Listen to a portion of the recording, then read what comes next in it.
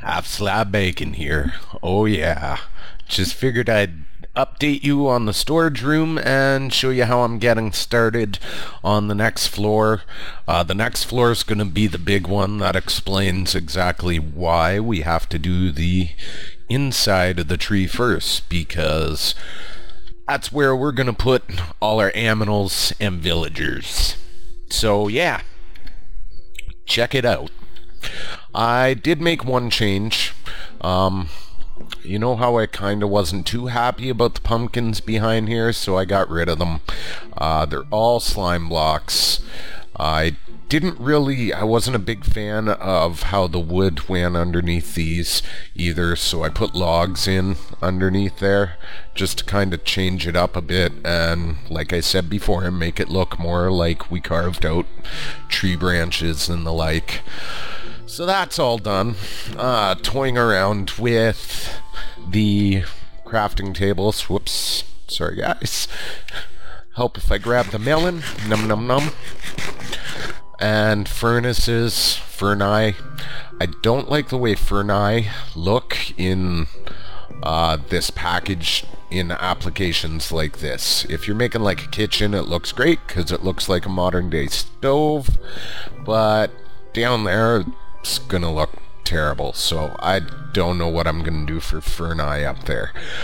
Toyed around with, continuing this over here and the like, and I wasn't liking it. And since we're gonna put aminals up here, I think we're actually gonna make all this grass. That's what I'm going to try next.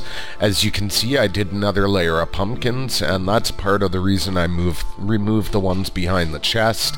It's because once I did another layer of the jack-o'-lanterns and the slime blocks up here, they started shining through down here, as you can see. So it was just way too much jack-o'-lantern glow going on. I kind of like it how they're shining through the trees a bit down here, and it's not overwhelming, and we still get enough block lighting behind the chests to kind of highlight what's going on there. I don't know if we can drop down a level and get... Yeah, see, you can kind of see there's still a mild glow. So yeah, I like that a lot better. We'll continue to pretty up this room for sure, but the next task is to get this going. So I think I'm gonna try going around and just kind of blocking all this off. I don't feel the need to fill in anything where those pumpkins were. It would have been nice to maybe leave them blank, just because it would help with the block lighting, but oops, that's the wrong one. Yeah, I don't know. We'll see. I'm still playing around. There's nothing set in stone yet here. Also thinking about the idea down there. I do have a plan to get the steps in without them being too intrusive to the windows, so we can get another floor on in there, but it's going to require moving the chests first and obviously tearing off the roof. So I'm going to leave that for another time. We're going to try this for in here. That's the one that goes like that. And we're going to see how I like this. Like I said, the only downside with this is it's going to kill some of the block lighting for this room. So I'm going to have to figure some stuff out there. On the other hand, one potential thing I could do, because we're going to put an automatic chicken farm in here, is use the lava for that for lighting. So now that that's kind of wrapped around, what I was thinking is over here, actually, you know what, would probably be smarter if we kind of pop one in the center and one in each corner. Yeah, We want to silk touch that glass. I don't want to lose that. We got lots of plans for that glass. It's coming out of the... I tried putting the glass in like that over top of it in each corner, and then once I put the floor down, there was just no design I could go with that made me feel warm and fuzzy about it, so I decided it was just better to ditch it. So that's what we're gonna do, is we're just gonna ditch that. We don't need every single jack-o'-lantern up here spreading light. Okay, so now that that's done, I only brought one stack, and now I'm thinking, dummy, that's not enough. But yeah, we'll get... Oops. Kind of boo-booed there and forgot to put a grass in this corner, didn't I? Boom. Shabam! Yeah, I'm thinking the grass idea is a good idea. We shouldn't be able to see it from downstairs through the leaves, at least. Even if we do, it'll be kind of barely visible. And once we get the villagers and our pig, we're gonna name him, by the way. We're gonna have our pet pig up here. He will not be for eating, because we will have our chicken farm. Didn't put one up here either, did I? God, epic fail. There. Sorry about that, guys. I didn't mean to brush the mic there. I was just scratching my itchy nose. It's itchy today for some reason. And we're out of dirt. Did I bring any more up than that? Probably not, guys. Maybe, but probably not. So, I moved that chest that was kind of in the way. Yeah, I didn't. So, what I'm going to do is I'm going to go get some dirt, and now that you've kind of seen what I've done as far as the layout up here, I'm probably going to push the branches, the leaves out a little bit more, make this room a little bit bigger, and then we're going to start getting our aminals up here. Probably start with the chicken farm, and we're going to build some automated melon farms as well. One for pumpkins for trading with villagers, and one for one of my favorite foods, the watermelon. I love the watermelon. I don't know why, I'm just always in the habit of carrying two sources of food, chicken being one, or beef, or whatever, a good meat, and the watermelon too, because it's important to get your vegetables in Minecraft. So, well, I guess watermelon's a fruit. What's up, guys? Just figured I'd give you an update. So I got the grass on this layer filled in, and I've gone ahead and started staggering up our leaves. I went a couple blocks out this way, and now I'm starting to taper them up. This should be the probably outermost ring of the tree. There's only one, maybe two more planned layers on the tree, or floors in the tree house after this. For sure, like the enchanting room and, you know, armory and everything above this, and then might put a small bedroom in above that just for aesthetics. We'll see. I kind of wanted to put the portal at the top of the tree though, just so I don't have to hear it all the time. Or what I might actually do, we might put that in the enchanting room and just build an automatic on-off switch for it, so that when I go through the portal, it turns on and then shuts off automatically when I'm on the other side, and then when I come back, it's already off, so I don't have to listen to it, because it gets annoying. So yeah, that's probably the plan. Anyways, we're gonna take this up another layer, probably with wood or more dirt. I haven't decided yet. I'm going to play around with a couple of different ideas, and I'll get back to you. And I'll show you how I've continued to taper up the tree as well. And then once we get this finished, then it's time to get the aminals and the villagers up here. I'll, film my hardships doing that, because it should be entertaining. So I stepped it up another level, and oh man, am I going through slime blocks like crazy. The reason I'm not filming the majority of this right now is simply because every time I step it up, I'm running downstairs and looking at the tree from the outside to kind of see how it looks out there. Just to kind of see if I'm going to want to make adjustments or not. So yeah, I actually went down to the single slime chunk farm and I emptied out all the blocks. So this is pretty much all I got left, other than maybe a couple more stacks in one of the chests down the house. So yeah, I'm gonna keep working on this. I think I'm gonna taper off right over there, and I'll show you more progress. I've actually been looking and trying to plan this out. We're gonna bring the dirt up another level.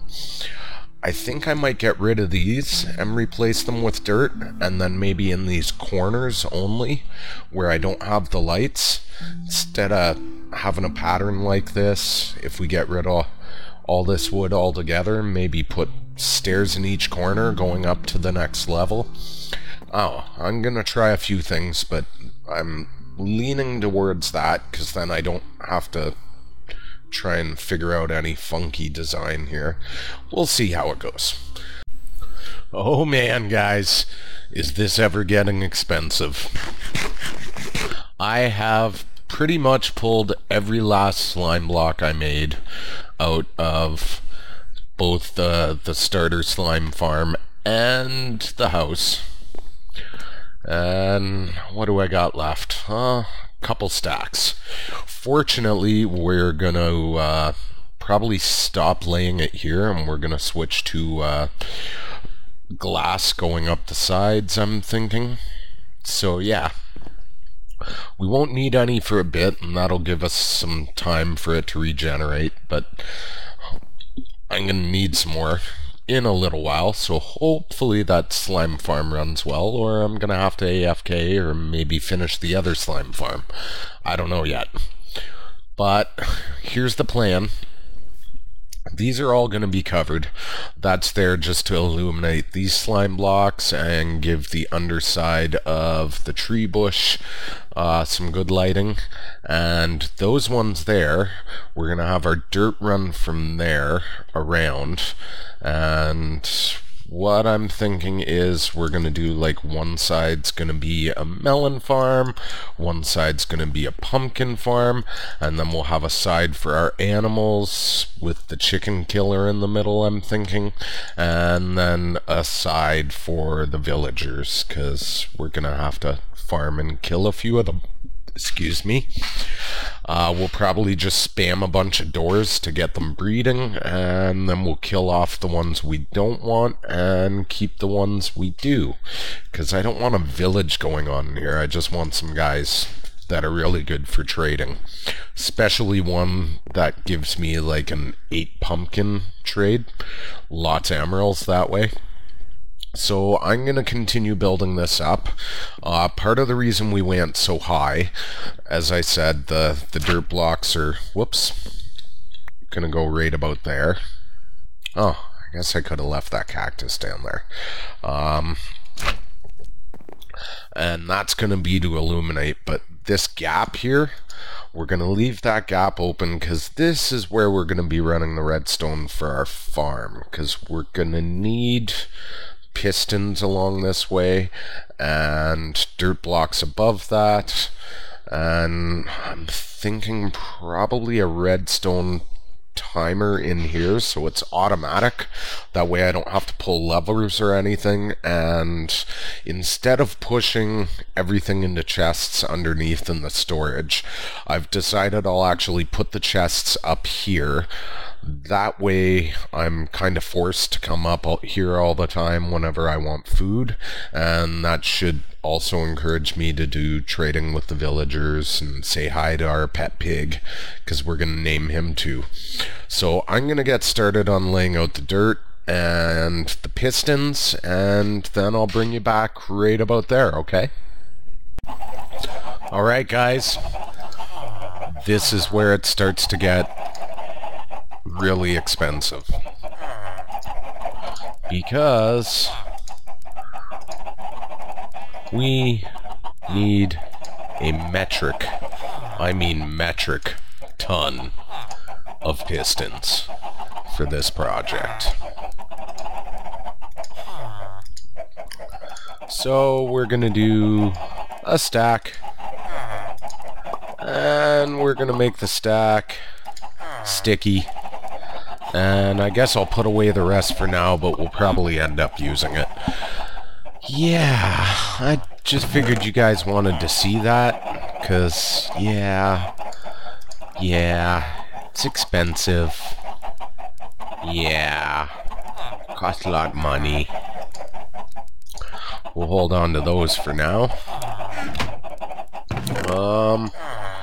Gonna take that stack of redstone with us. Yeah, that's what I'm down to for slime, guys. Hi, Mr. Villager. Nothing left in here. Sorry, that's my phone. I'm pretty ready here. We gotta make some hoppers. And now I think we're pretty much ready to start laying the redstone for our automated farms here. So, oh, I went to the wrong side. Sorry, guys. Let me show you what I've done. So on either side here where we're going to grow our melons, there's a gap, and there's our water, and there's the dirt laid out. We're going to put all our vines, our seeds here, and we're going to have all these pistons laid out this way. And then we're going to build a lovely little redstone clock. So it's automated. Whenever I'm in the area, the chunks will be loaded, and it will just fill up a chest full of goodies. We'll use the pumpkins for emerald trading, and the melons, well, like I said, I like to keep 2 food sources with me. Most of the time I tend to eat the meat when I'm doing stuff like this, simply because I don't pay attention to my hunger bar. But when you're caving and battling a lot of mobs, I find anyways, 2 food sources, they really kind of come in handy. Reason being, you want to keep your hunger bar full, so when you just got a tiny bit, you eat the melons. If you get in a big battle and you eat about half of your hunger bar regenerating, then you grab your chicken or your beef or whatever and fill up real quick. So I'm going to place the dirt above these guys, and then probably get 1 redstone clock done, and I'll get back to you guys when it's time for clock number 2. As you can see, I did a little more off camera than I thought I was going to. I tried a few different setups, and that's kind of why I didn't bring you back to do the clock, because I kept changing the farm layout. I think my major issue was, well, I knew what I was putting in this room. I didn't have like a layout vision. I just knew, you know, I wanted one of these over here, one of these over here, some spots for some aminals, some spots for some villagers, so on and so forth. Anyways, I tried, you know, having water drop with dispensers, pushing up into a water stream, yada yada yada. pretty much kept the original format with those pistons there. However, I split it. Don't worry about these chests. That's just because I'm running an underwater stream constant. So there's my 8 blocks. So we had to lose one to have the hopper come out because water only flows 8 blocks. So that's as far as our thing can go. Anyways, I'll give you a pretty basic rundown. As I said before, we've got a water channel back here. I ended up having to raise that 1 block, so it's now flush with these pumpkins, hence the lighting up here. So there's our row of our melons. Same setup on both sides, just a mirror. I ran these pillars up, and that's for both function and appearance. I decided to incorporate them into the farm, which I'll show you in a minute. And once I did that, it was like, well, hey, then I can set my dimensions for the rest of the room if I make it part of the ceiling design. And from there, that's kind of what made me figure all this out. So in default state, as you can see right now, the machine is locked. In default state, these rows of pistons are on. So the piston is up, making the dirt block valid. When we fire off the on pulse in the machine, it's going to drop those. And I got to go to this side, I think, to show you. It's going to drop those, and it's going to let that water source block out, which will create a water flow for 8 blocks, and we'll drop all the drops into our hoppers. Now, at the same time, we have redstone going upstairs, and it's hard to see back here, but it goes into this dirt block to this redstone torch. Now, when the power is off, this torch's default state is on, which powers this block, turns that torch off, so on and so forth, and that gets us upstairs. Unfortunately, I had to close that off, so we have to run this way. So as you can see, that torch then powers this block, which is then off because that torch's default state is off. So that runs through our redstone here. So the piston rows up here, default state is off. So they're not extended, and they are connected to that pillar. So we've got the wire splitting both ways here, just a simple run with a repeater to extend the circuit.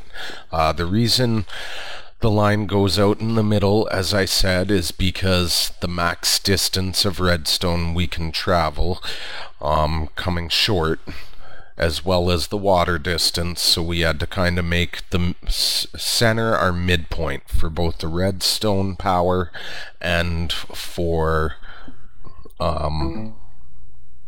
sorry about that, guys.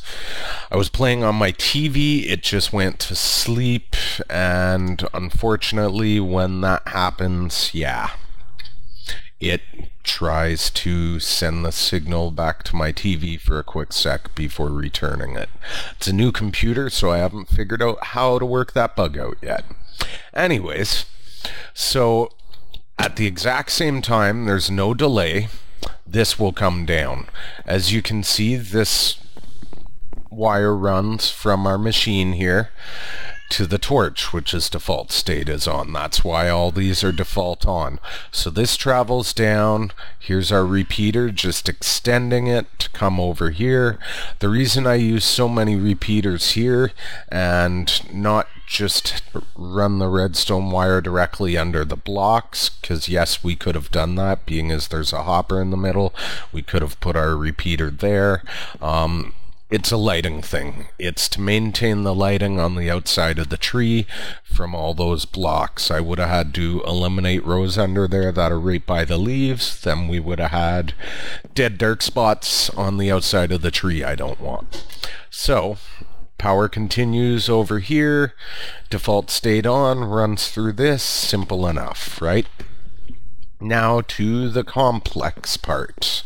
As you can see here, I've got a hopper clock, which is hard to see because it's buried. So we've got 2 hoppers.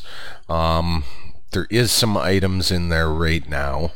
I've got a lock switch here to shut it off, and it's currently locked. But we've got 2 items, hoppers, passing items back and forth. If you haven't seen this before, I'll give you the quick rundown. There's comparators set to subtract mode. So each one points out into these blocks here.